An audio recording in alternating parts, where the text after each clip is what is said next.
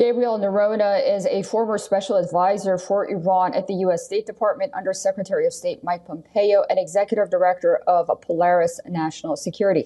Thank you so much for joining us on WION. Well, it appears that these talks between the Russians and Americans have ended.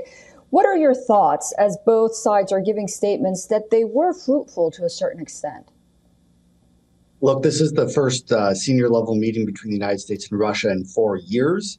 It's also the first time that this new national security team from President Trump is actually meeting with the Russian delegation. So the first thing that they were doing was really building a sense of ability to have a bilateral relationship again. They were addressing issues at each other's embassies in their respective capitals, but then also trying to lay a path forward for talks there. Both sides are going to appoint senior negotiators, and they're building a track towards the ability to have a senior level meeting between President Putin and President Trump.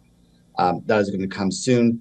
Again, this is just the first step of negotiations, and there's a lot more to come where it's going to get a lot more difficult once the demands from both sides come into play.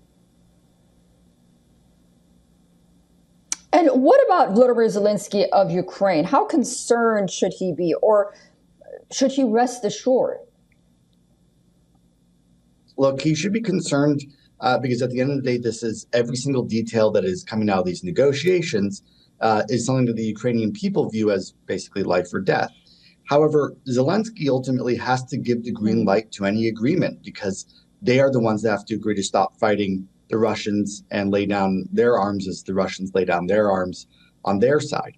And so the United States is working closely with Ukraine. Special Envoy Kellogg is coordinating their side, and then you have the separate negotiators talking with the Russians. However, the reality here is that President Zelensky doesn't have the leverage that he would like. The war isn't going great for Ukraine, and that's going to determine some of the contours of the peace agreement.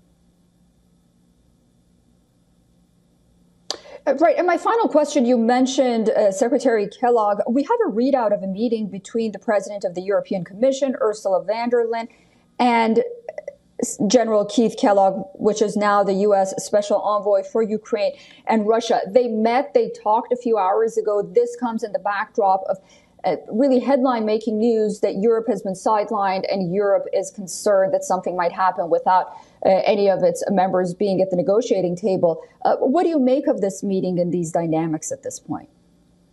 Well, the big issue here is that Europe hasn't pulled its weight in providing Europe security.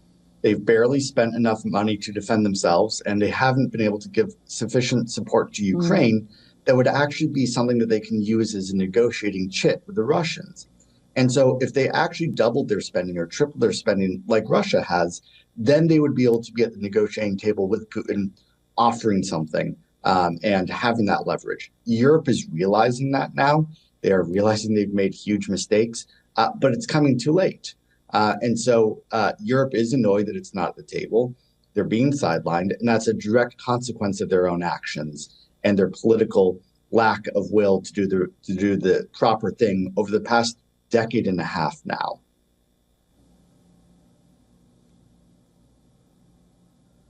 Yeah, that's so valid.